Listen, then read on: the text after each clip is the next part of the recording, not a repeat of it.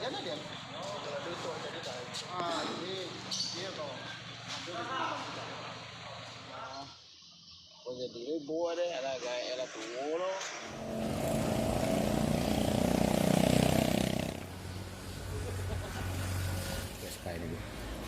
Menanggapi laporan dari masyarakat kejadian waktu itu tanggal 9 September tahun 2023 tentang pencurian dengan pemberatan, hilangnya sebuah gitar di suatu sanggar.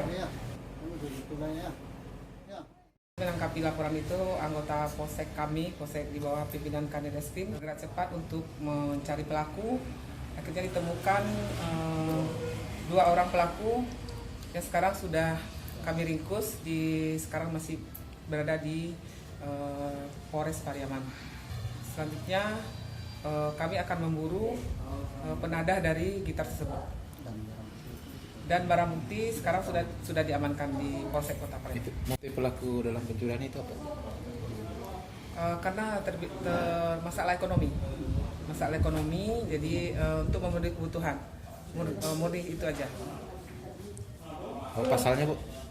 Pasal 363 KUHP ayat 1 dengan ancaman hukuman dari atas 5 tahun.